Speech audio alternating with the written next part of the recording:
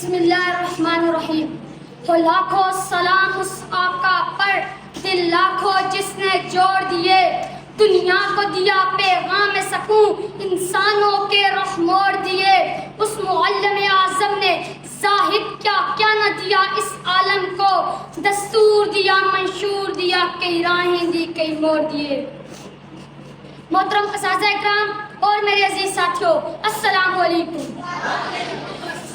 آج میں جس موضوع پر لب کشائی کرنا چاہتا ہوں وہ بڑا ہی اہم ہے, جو ذات اقدس کے نام نامی سے موسوم ہے, جو بڑا ہی معظم ہے, جو کہ سیرت النبی صلی اللہ علیہ وآلہ وسلم ہے.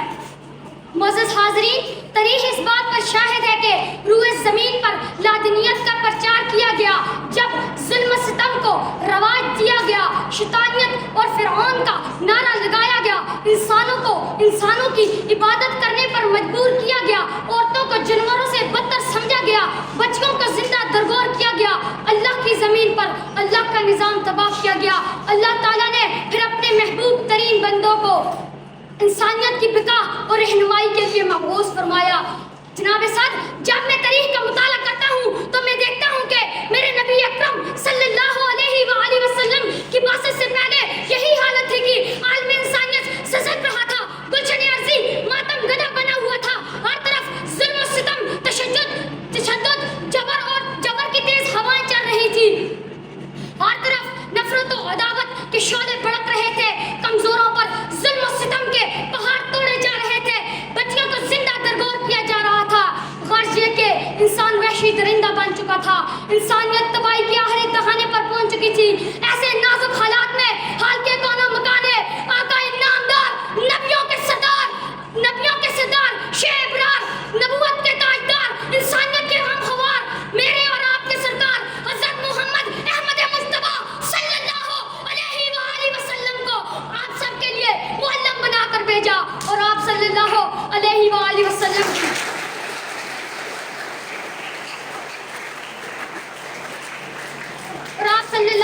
علیہ وآلہ وسلم کی تعلیمات نے ایک نیا انقلاب برپا کیا. شاعر نے کیا خوب نقشہ کھینچا ہے. حضور آئے تو سرے آفرینش پا گئی دنیا, حضور آئے تو سرے آفرینش پا گئی دنیا, اندھیروں سے نکل کر روشنی میں آ گئی دنیا, تجھے چہروں کا زب اترا ستے چہروں پہ نور آیا, حضور آئے تو انسانوں کو جینے کا شعور آیا. معزز حاضرین, میرے نبی نے ان تمام ظلم و ستم کے خلاف عالم بغاوت بلند کیا, جہالت کا قلعہ کما کیا, ضلالت کی گٹا ٹوپ طریقوں سے نکال کر ہدایت کی روشنی میں لا کھڑا کیا. میرے نبی کے اخلاق اس قدر بلند ہیں کہ جن کے سامنے وقت کے اخلاق والوں کے سر شرم سے جھک جاتے ہیں, جن کو دیکھ کر بڑے بڑے فرعون دین اسلام میں داخل ہو گئے, اے اور اے نصر سے ابو بکر صدیق بن گئے, عمر فاروق بن گئے, عثمان حیاداروں کے سردار بن گئے, علی حیدر کرار بن گئے.